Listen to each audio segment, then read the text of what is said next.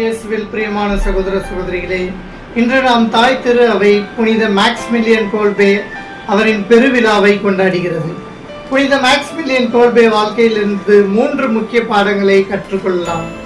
முதலாவதாக, தன்னலமற்ற ஒரு தியாகம். இயேசு இவ்வாறு கூறுகிறார். யோவான் நற்செய்தி 15ஆம் அதிகாரம் 13ஆம் வசனத்தில் இவ்வாறு கூறுகிறார்: தன் நண்பர்க்காக உயிரை விடுவதை விட மேலான அன்பு யாரிடமும் இல்லை என்று குறிப்பிடுகிறார்.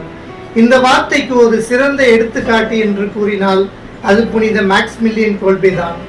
நாமும் புனித மேக்ஸ்மில்லியன் கோல்பே வாழ்க்கையிலிருந்து கற்றுக்கொள்ளும் போது நம்மை சுற்றி இருப்பவர்களுக்காக நம் வாழ்வையை தியாகம் செய்ய நேரிட்டாலும் நாம் துணிந்து செயல்பட வேண்டும்.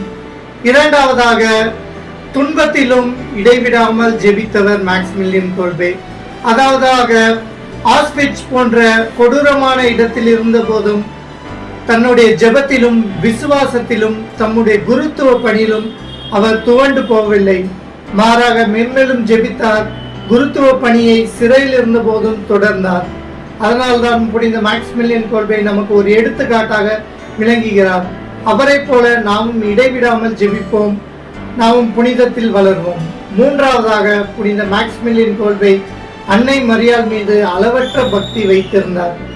இயேசுவிடம் செல்வதற்கு ஒரு சிறந்த வழி எது என்று கேட்டால் அது அன்னை மரியாள் தான். மேக்ஸ்மில்லியன் கோல்பே ஒரு நாள் இருந்தபோது அன்னை மரியாள் அவருக்கு தோன்றி, உனக்கு சிவப்பு நிற கிரீடம் வேண்டுமா அல்லது வெள்ளை நிற கிரீடம் வேண்டுமா என்று கேட்டார். அதற்கு மேக்ஸ்மில்லியன் கோல்பே இது என்ன அர்த்தம் என்று கேட்டார். அதற்கு அன்னை மரியாள், வெள்ளை நிற கிரீடம் புனிதத்துவத்தை குறிக்கிறது, சிவப்பு நிற கிரீடம் இரத்த மறைசாட்சியை குறிக்கிறது என்று கூறினார். மேக்ஸ்மில்லியன் கோல்பே எனக்கு இரண்டும் வேண்டும் என்று கூறினார்.